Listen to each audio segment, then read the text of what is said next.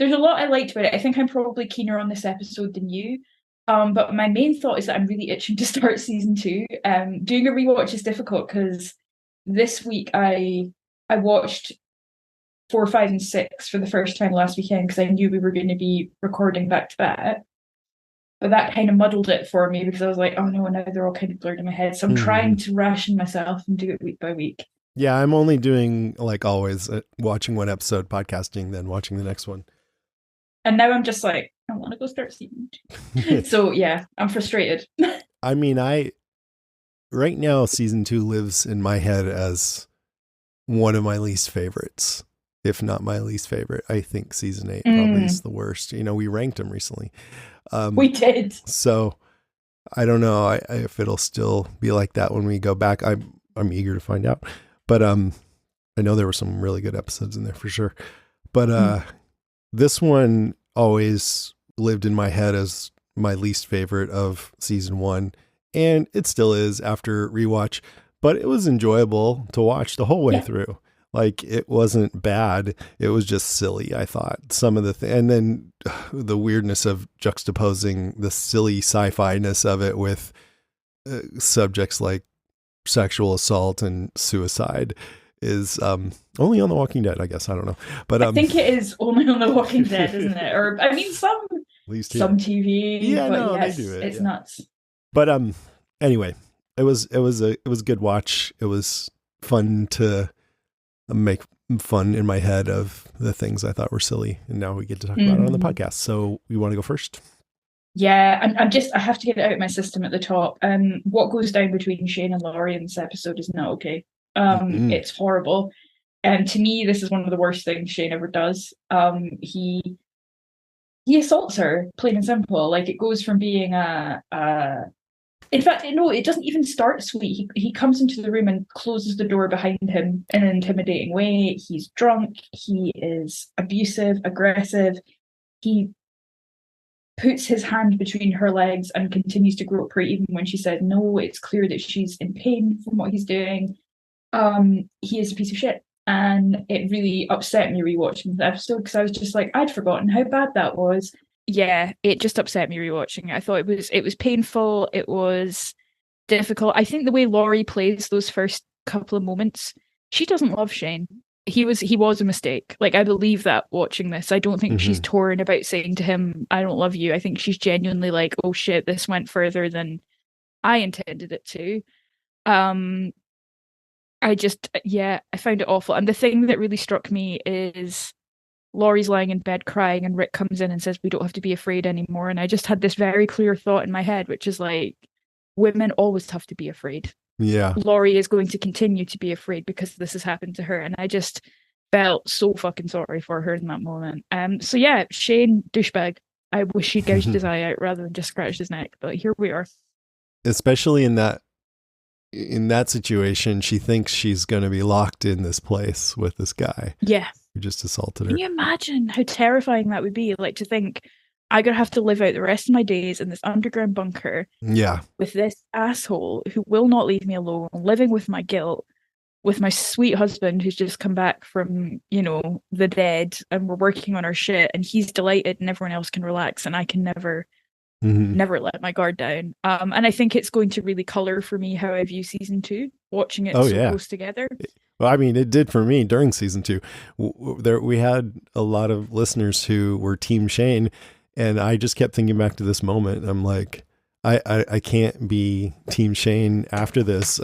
I mean, there's things he did that we will debate, and Mhm. I think I feel differently about some of them now, where I might actually be more on his side, but that doesn't change that I think, or doesn't mean he's a good person No, just because he did some absolutely. things that maybe I agree with later on. Could he be redeemed? I was thinking about it, and I'm like, well, he'd have to do this, this, and this. I'm like, oh, that's the same thing I thought with Negan. If he, Yeah. one, would show a deep understanding of what he did and that it was wrong. Two, that he showed remorse. He said he was sorry. We felt it was honest. And three, probably most important, that he would prove that he changed over a long period of time. with new behaviors that showed. Or just disappeared, like he wants to in season 2. He wants to go away Well, I don't and know if not be that would found redeem again. him, but if I'm just I don't know if saying it would redeem to him, be but I think redeemed, what would he have to do? I think with redemption it has to come from Laurie.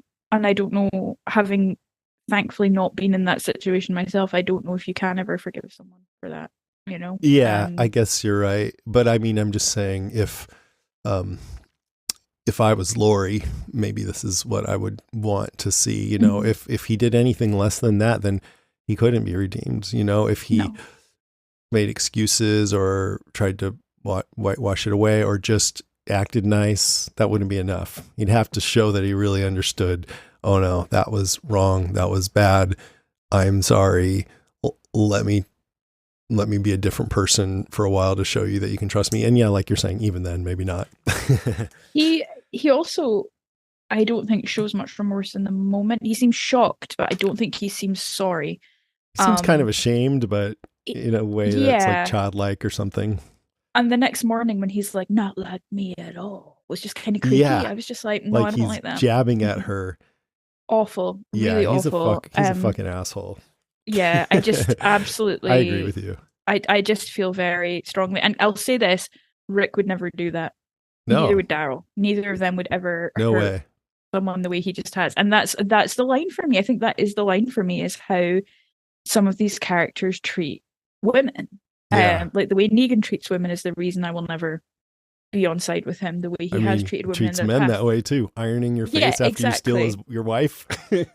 Exactly. But I think the one that people forget is the coercion of women Yeah, I into don't. sex.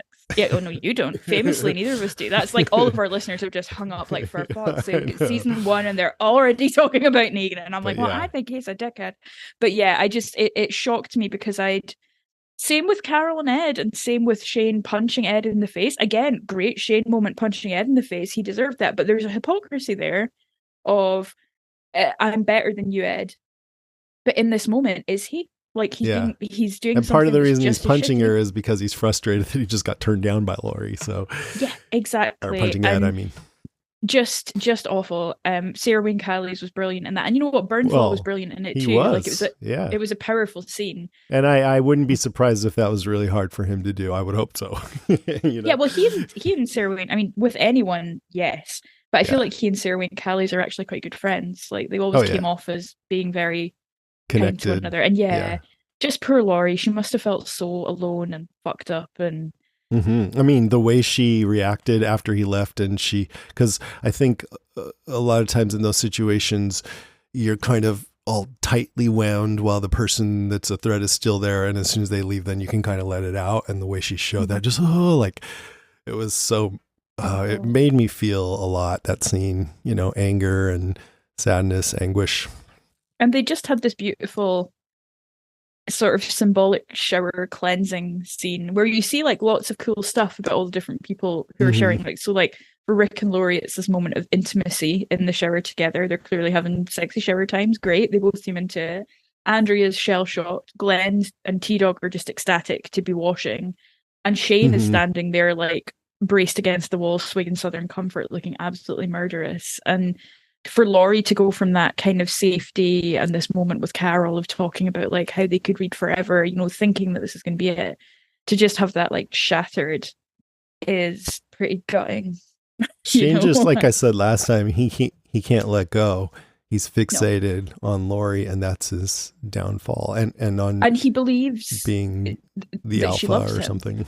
Yeah, Yeah. he's trying to And talk himself into that. it's fucking dark. That's a dark that goes Yeah, beyond like he's a bit creepy into like this is a very dark place to be like, you love me, I know you love me, we couldn't have been right. together like that if you didn't love me. I'm like, blah. I mean, if I was his friend and I knew what was going on, I would say, you need to let go. If you Yeah, don't, it's no good for anyone. Like yeah, that. I don't know what else to say. yeah, exactly. So I want to get that out because I was Oh just gonna yeah. sit and fizz about it otherwise. But yeah, that's my big grump about this episode, is that scene. Not even a bit because it's powerful and it's right Oh for the yeah. story, No. but it's the thing I found most upsetting about this episode was that. Not the mass suicide and finding out that like the world is fucked and all that, but yeah, that I thought was Right. just horrible because that shit happens every day. And yeah, it's Yeah. about, and it just made me sad. I mean, it's the different, like there's how things impact us emotionally, and then there's good storytelling, and there, I've said, if something is offensive, that doesn't mean I don't want it in the story, because this is a Mm-hmm. story about hard things, Mm-hmm. racism and sexism and sexual assaults and all of that. And um, I don't know, it's dark for sure, but I think it was done in a way that was uh, not gratuitous or anything. No, You it know, made sense for where he is at that moment, and yeah, it's just horrible that Laurie had it's to deal with horrible. that. Yeah, and when he's in there, like it wasn't friendly at first. It's sleazy drunk Shane ogling her in her little Oh, nightie or whatever. creepy as fuck. And she looks so innocent with her little niece. Oh, And he awful. goes, Her little knee I'm going to socks. tell you a few things and you're going to Oh, listen like that. I awful. mean, I want to punch him in the face. If anyone's listening to this, do not start a conversation with that in any Right. situation. It's fucking grim. And he knows she's mad at him for saying Rick was dead, so he wants to justify his actions. And I guess I'll do my point on Shane and Laurie, but also the flashback. Yeah, interesting actually. That's a good place to go, I think. Yeah. So I forgot the flashback was this early on, but Hmm. flashing back on the what happened at the hospital, and I think the reason why they showed us that right now is because then later he's trying to justify his actions to Lori. Hmm.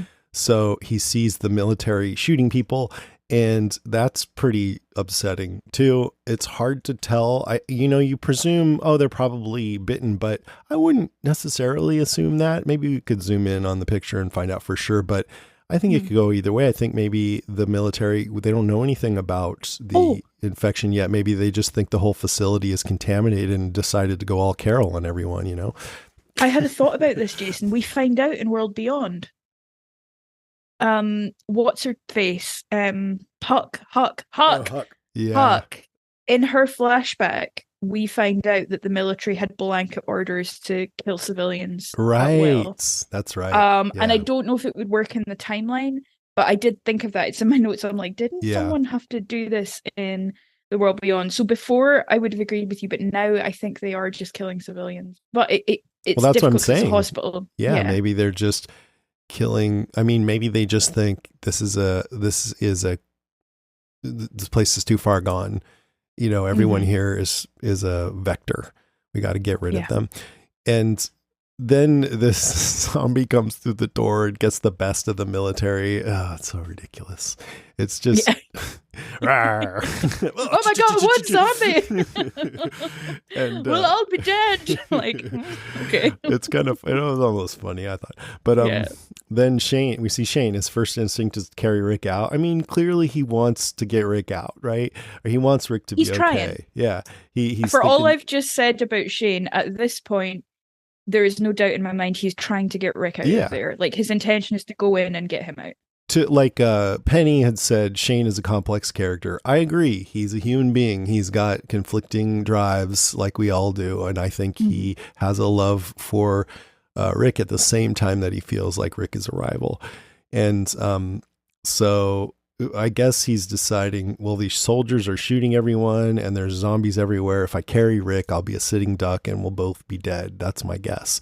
So he Yeah. says, if you're going to wake up, I need you to do it now. Like, I think he wants him to just get up and walk, or it could be, it's a little darker, but just show me it's worth saving you. I need to know for sure you're not brain dead or Mhm. something, I don't know. Mhm. But anyway, that's when the explosions start, and he listens for a heartbeat. Later, he tells Lori he didn't hear one, but he still thought to block the door. So I don't know if we believe that, but there was a lot of sounds. So.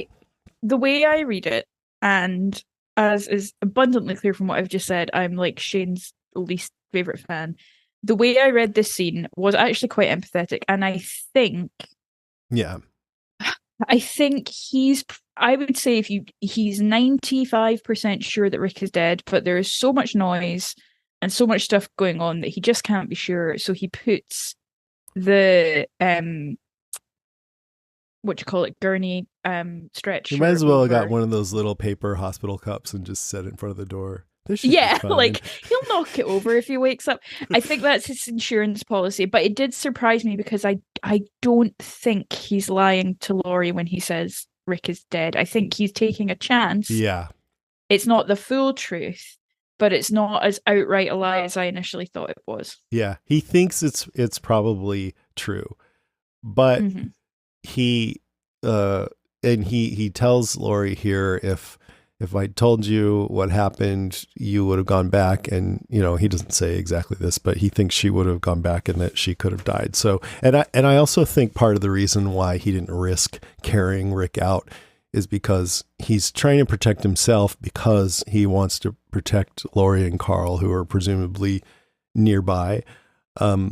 But anyway, I was trying to think, do I think he did the right thing, or should he have tried to carry him out? And I think he probably did the right thing by leaving, but I still think he probably should have told Laurie the truth about what happened and dealt with the consequences of that. I think you made a good point a few episodes ago that like he could have said, "Look, we'll go back." Yeah. Like that would have also been okay. I think he's And right see. that she wouldn't have gone if he told her the truth. And I think if Yeah. he had tried to get Rick out at that point, they both would have died. But I don't think that makes what he did Yeah. a right. I just think, yeah, it was okay to leave him because it was maybe a death sentence not to, but he should have probably told Laurie the truth. But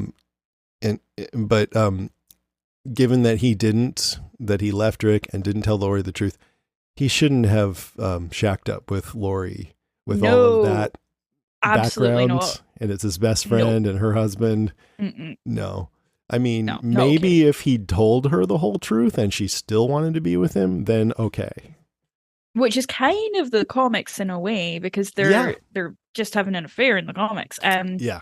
But the show, I think the way it was played in this episode, it was never her intention to have an affair. At best, she was making a really erratic grief decision that she now regrets.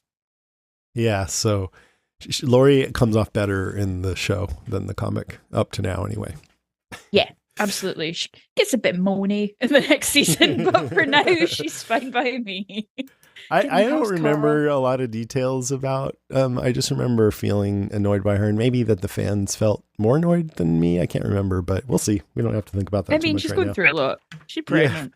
Yeah. She's hella moody. I remember her death scene was maybe the most impactful scene of the whole series. Oh, so brutal. Oh my God. She's so good in that. So good. Oh. All right. What do you got next?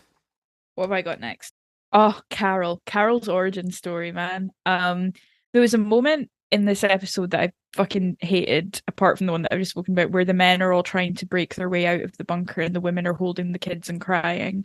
And I'm like, all right.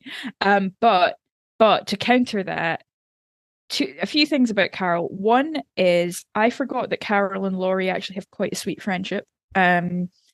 And it made me rethink kind of Carol's relationship with Judith, because Carol, of everyone, I think, knows Laurie from basically day one of the outbreak. She's friends with her throughout her pregnancy. She might be thinking about Laurie a lot when she is with Judith. And that's amazing for Judith to have somebody who knew her mum, like to talk about her. Except she doesn't ever, that we know. Yeah. Apart from Daryl would be like, oh, olive oil, I don't remember her. Like, you know, who's that? Carol, though, has two great moments that I've written down here. Hang on.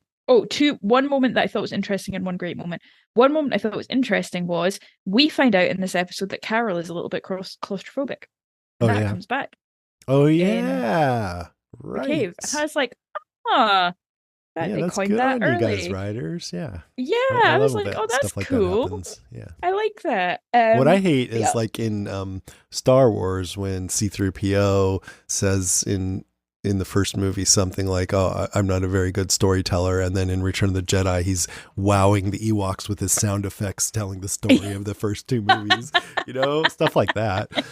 So It's nice when they get it right like this. Yeah, I love that. I was just like, that's cool. I like Mhm. that that's going to come back. And of course, Oh, but who for has a great... listeners who don't remember, I bet you there are none, but you're talking about when she's stuck in the cave and blows it up and right? Yes, she's having a panic attack, Panic and attack. Connie has to kind of talk her down and Mhm. and help her out. And of course, who has a grenade in their handbag? Carol has a grenade in her handbag, and fucking Shane, piece of shit Shane, says, to quote, "I don't think a nail file is gonna do it, Carol." Um, and I was like, "Fuck you." 2 seasons later, she would have knifed you right in the face, so piss off. And yeah, she hands over the Carol, I don't think a nail file is going to do it, is what he says.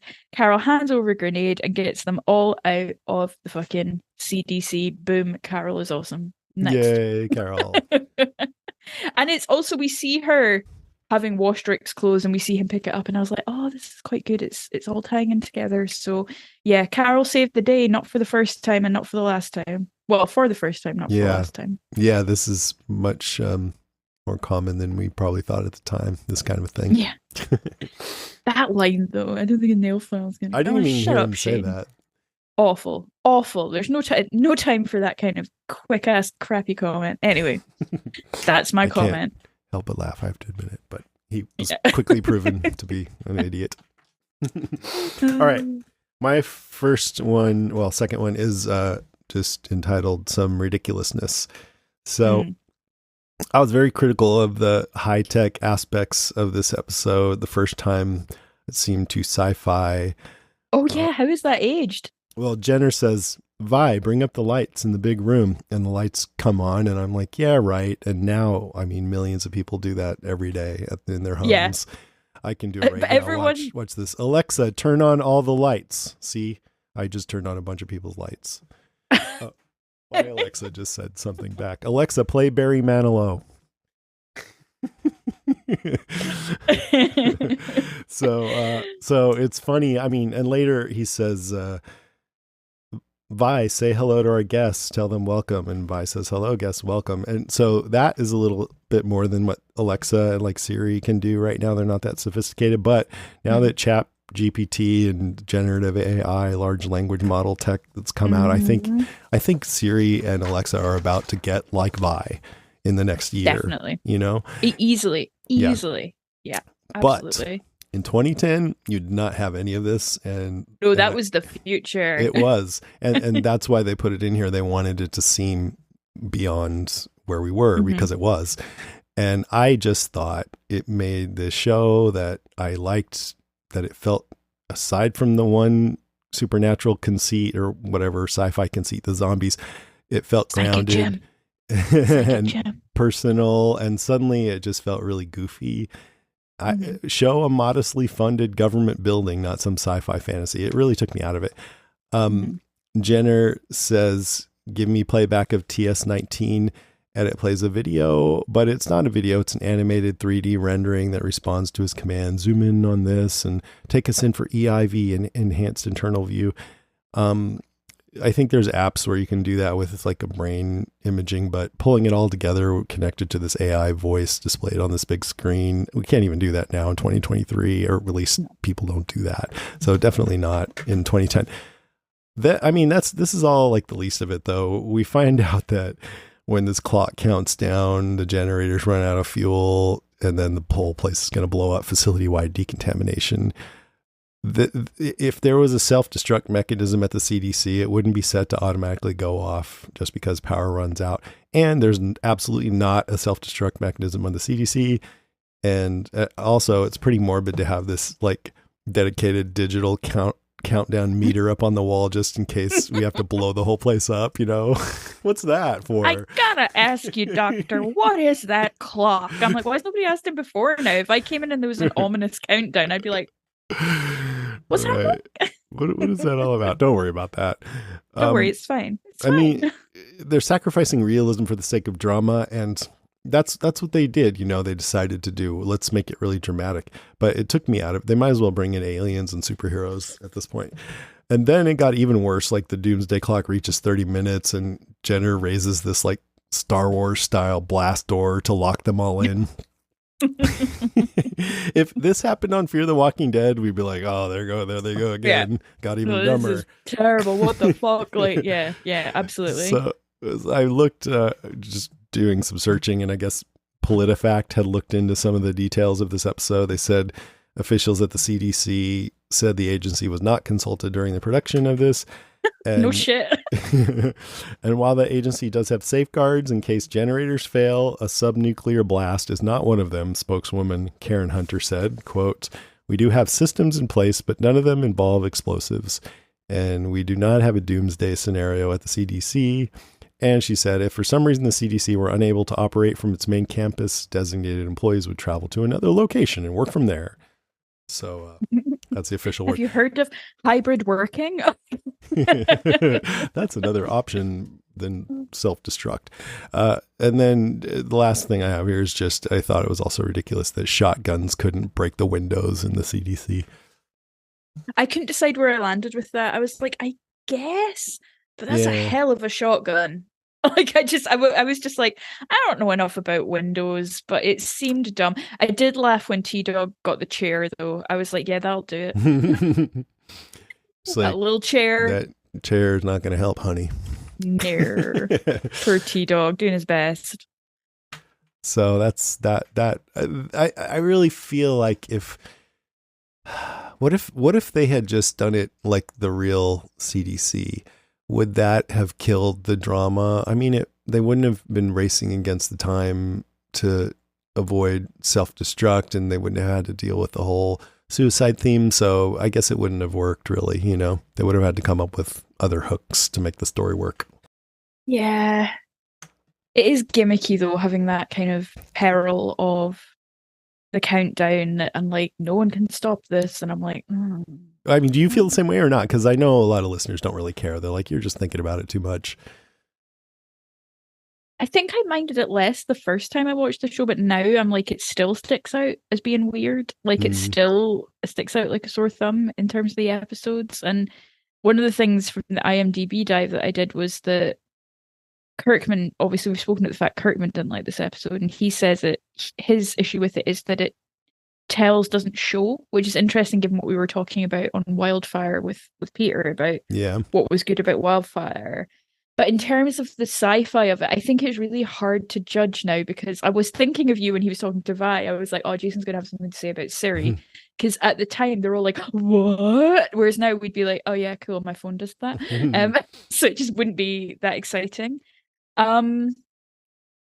The enforced peril feels quite filmic. I think it's one of those things where you start to realize that, or you really feel that Darabont is a filmmaker and is maybe taking some filmmaker tropes into this, and this is one of the ones that really sticks out.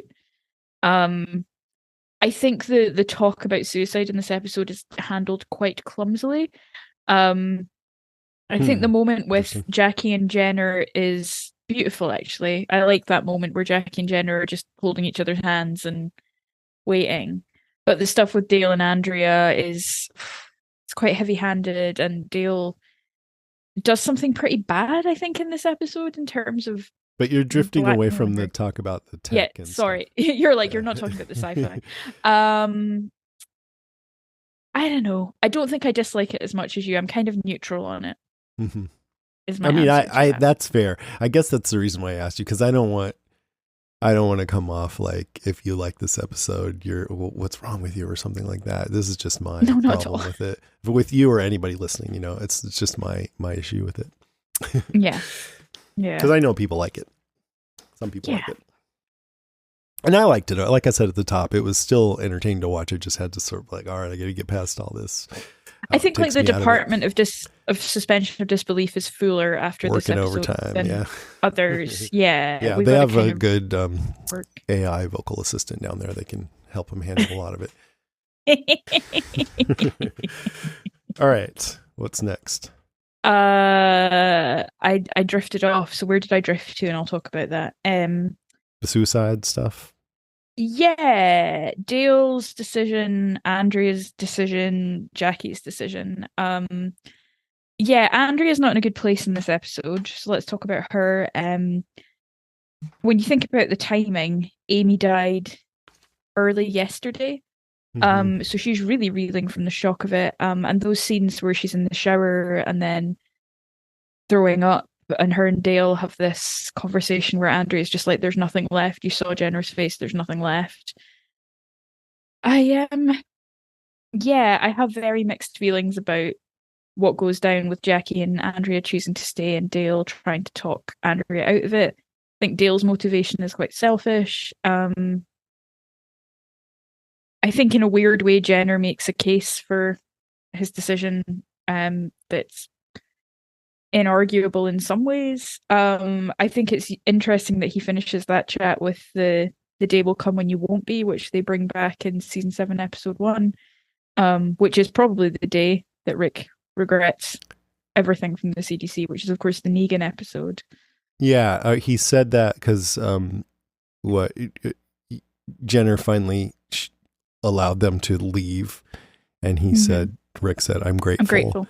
And Jenner said, the day will come when you won't be, which is a reference to Negan when he meets Negan. Basically, you're not going to be grateful that I gave you the chance to live, which I think that's not true. Rick's still grateful after that episode. He's living his life. He's in a show called The Ones Who Live. Just not in that episode. Yeah, like that in moment, the episode, yeah. he's like, wouldn't life have been nicer if we just stayed at the CDC? Right.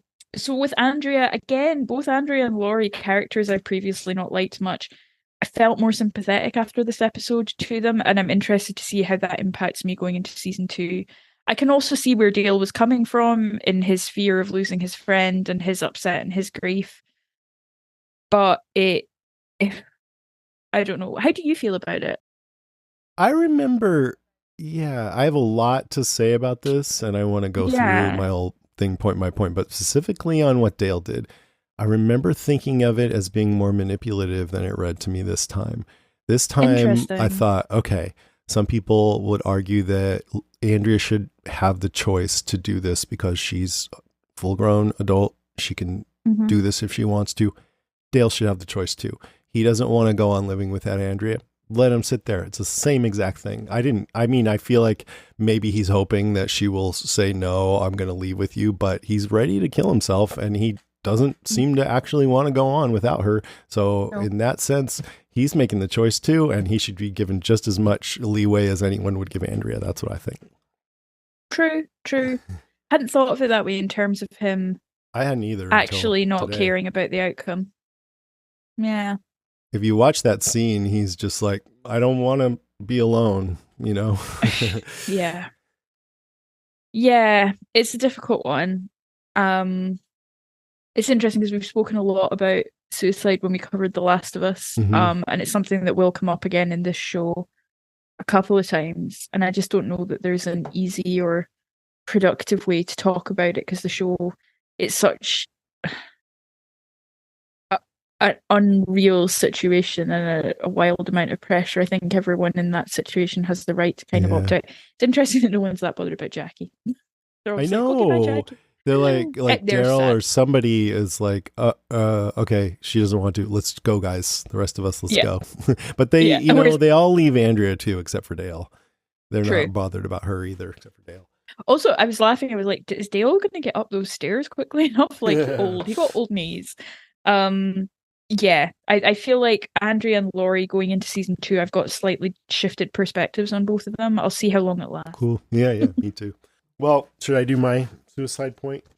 Great. Yeah, let's keep it happy, cheerful, upbeat. Let's do this. So Jackie and Andrea chose to stay there, and I don't like that. I feel like, for one thing, Jenner was sort of leading people towards the idea that he was bringing up suicide. I mean, I guess they asked him what happened, and he said that a lot of the scientists there decided to kill themselves. Yeah. But what we find out later is, as soon as he let them in, it let our people in. He thought he was deciding for them that you're going to die, but that's better than living in this world. He was making that decision for them, he thought. That's not good. That's unacceptable, yeah. He's a grieving man over something that happened very recently, the loss of his wife. And I would say he hasn't really had time to process that.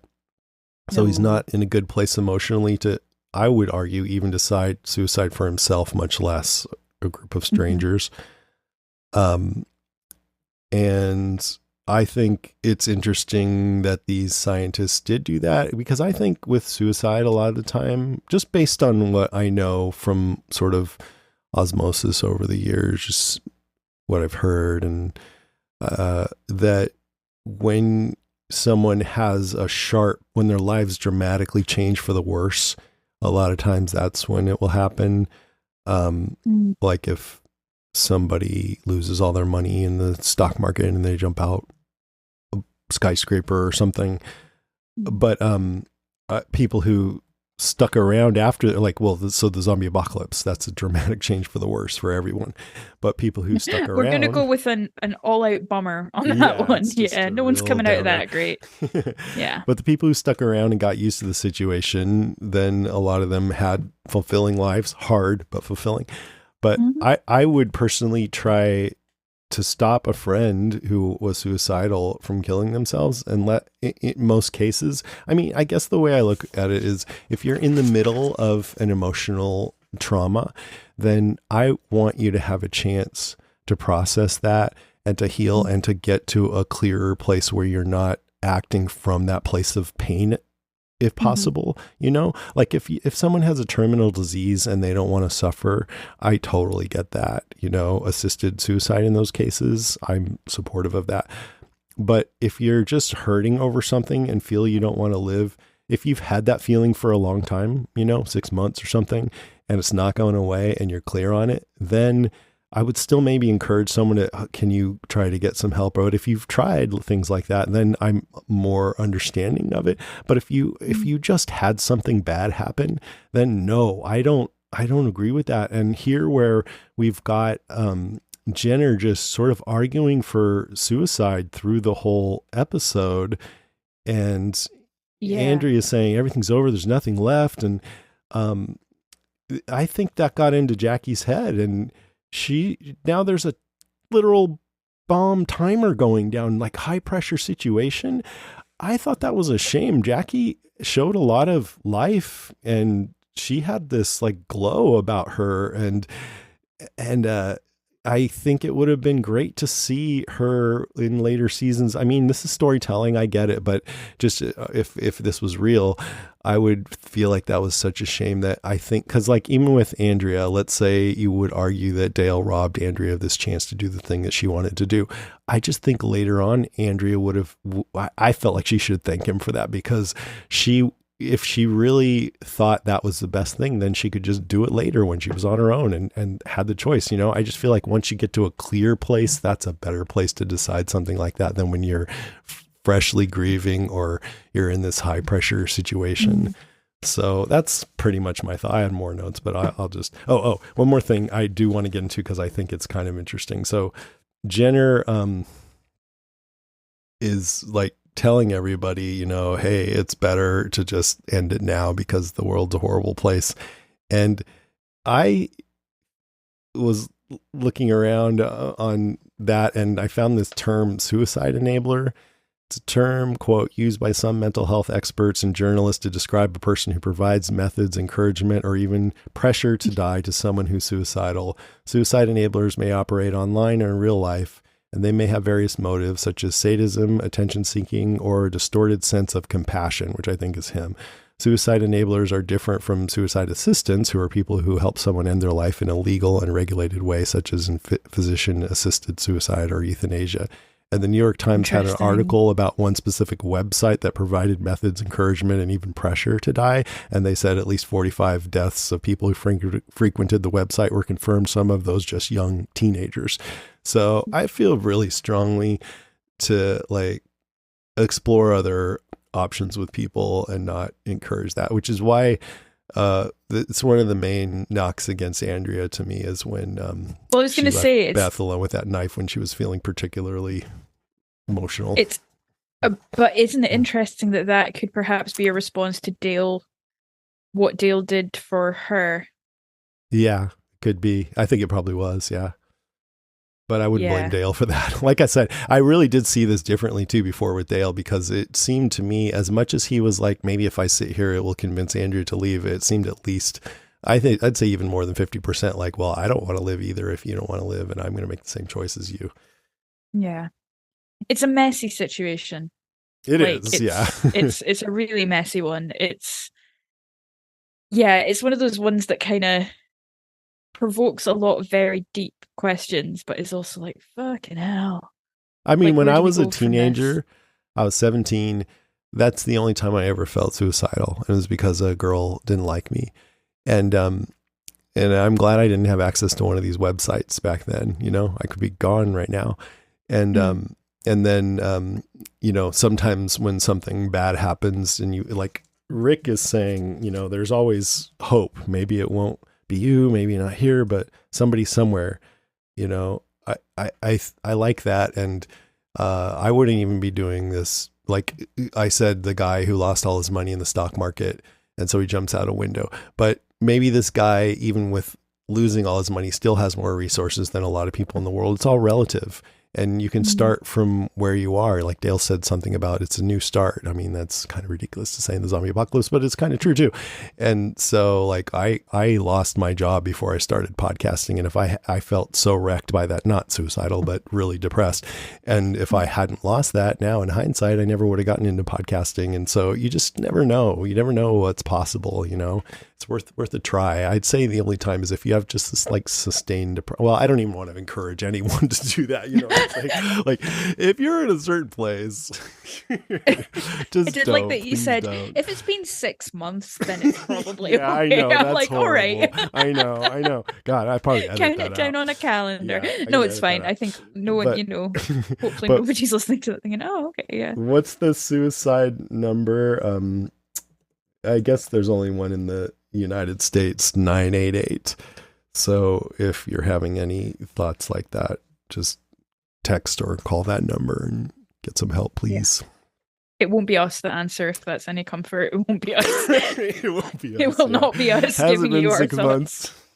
thoughts. Has it been 6 months? Cool. No, it will be trained professionals. Yes. Yeah, it's hard. I think I think sadly a lot of suicides come from people who are chronically and long term depressed and unhappy as well. Like sometimes the idea of a reactive suicide is not always the case of what happens. And it's just interesting, I think, that the show throws a lot of suicide out there, I think, in a lot of these kind of situations and scenarios. And yeah, this won't be the last time that we see a situation kind of like this and see people make decisions that are not necessarily ones we would make or understand. Yeah. Or be stopped from making them. Or indeed, in Andrea's case, enabling other people to do them. So, I guess, yeah, maybe I think because I remember when I was 17 and I just had a period of time there where I just couldn't, I felt like there was no reason to live.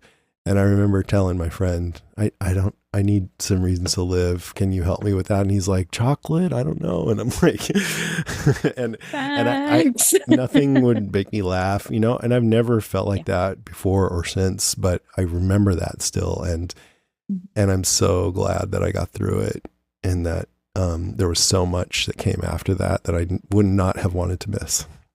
No. And I think, it's difficult. It's a difficult thing to kind of talk about and think, but I do remember once feeling a couple of times over the years having points in my life where I felt like the thought that I wouldn't have to get up tomorrow a relief. And that was always a scary point. That was always the point where I was like, nah, this has gone too far. I need to do more of the stuff I do that keeps me from feeling like this a lot. Whether it's therapy, medication, walking, all that shit, whatever makes you enjoy. happy. Yeah, podcasting, seriously, talking about suicide on the podcast. But it's difficult and it can creep up on you. That's the other thing, is it's not like you wake up one day and think, today I feel this way. Sometimes you're just thinking and you're like, oh, Yeah, no, that's disordered. That's you know. Yeah, Yeah, it's a therapy. bummer. Absolutely. Mhm. So we still have Andrea. As I say, I find Jenna and Jackie a little touching that they have each other at the end there, but Yeah. it's pretty harrowing, you know. I mean, I like Jackie. I would have liked to have seen more of her, but that was a touching moment, I guess. I mean, I don't like Jenner anymore. I had forgotten that He's a I just totally douchebag. forgot that he was like, yeah, it's better to die, everybody. Come on. I didn't even think of that in conjunction with him for some reason, but I liked, He's almost like some kind of creepy youth pastor at that he point. is. He's very preachy. I'm like, Yeah. And but I wonder if he's looking to justify his own decisions. yeah. And he's very much in Um, his own experience yeah, and there, that's imposing it on everyone else. And but I think Noah Emmerich is really good, and he made that so watchable. You know, so oh such yeah, a he's a fantastic actor. He yeah. was the right person for that role for sure. Hmm. All right, what else? What else have I got? On a lighter note, I one of the things I remember liking about this episode and that held up second watch is everyone getting to let their hair down a little bit and get a little drunk Heck and yeah. have some food. It's the opposite. It's like one of the darkest kinds of things to talk about, and then one of like the best, lightest times in The Yeah, Walking Dead. everyone's letting off a bit of steam. Silly shit from dinner parties when you're little, like someone lets the kid try the wine, someone gets too drunk. You know, it's just nice to see the group